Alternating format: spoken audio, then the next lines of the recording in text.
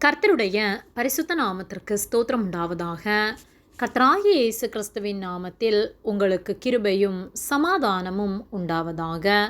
இந்த நாளுக்குரிய தியானத்திற்கான தேவ வார்த்தை எபேசியர் அதிகாரம் 5 வசனம் 2.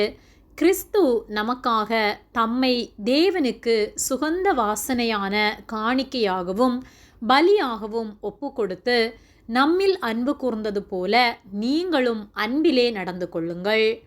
பிரியமானவர்களே, கர்த்தருடைய பிள்ளைகளாகிய நாம் கர்த்தராகிய இயேசு கிறிஸ்துவை உண்மையாய் நேசித்து முழு மனதோடு நாம் அவரை அன்பு கூர்ந்து அவருக்கு உண்மையுள்ள வாழ்க்கை வாழ வேண்டும். அவர் நம்மை நேசித்ததின் நிமித்தமாய் நமக்காக இந்த உலகத்தில் வந்தார். அவர் நம்மில் வைத்துள்ள அன்பை அளவிட முடியாது. ஆகவே தான் அவர் நம்முடைய பாவங்களை சுமக்கும்படியாக இந்த உலகத்திற்கு மனிதனாய் வந்து நம் பாவங்களை அவர் ஏற்றுக்கொண்டார். எபேசியர் 5:2 கிறிஸ்து நமக்காக தம்மை தேவனுக்கு சுகந்த வாசனையான காணிக்கையாகவும் பலியாகவும் ஒப்பு கொடுத்து நம்மில் அன்பு கூர்ந்தது போல நீங்களும் அன்பிலே நடந்து கொள்ளுங்கள் என்று சொல்லப்பட்டுள்ளது.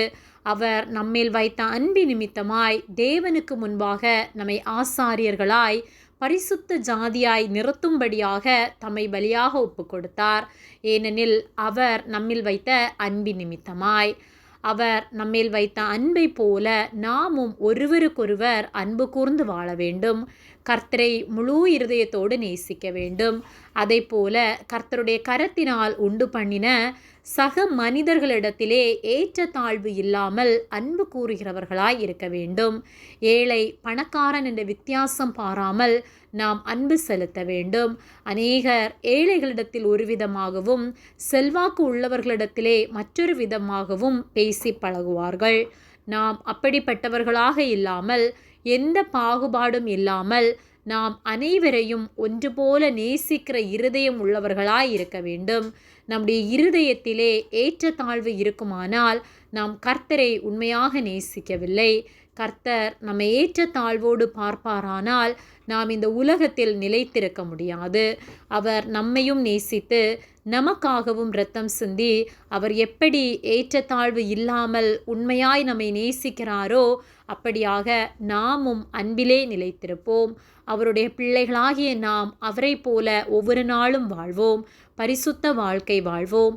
அன்பிலே நிலைத்திருந்து அவருடைய அன்பை பிறருக்கு பிரஸ்தாபப்படுத்துவோம். கர்த்தர் நம் ஒவ்வொருவரையும் ஆசீர்வதித்து காத்து நடத்துவார். ஆமேன். ஜெபம்.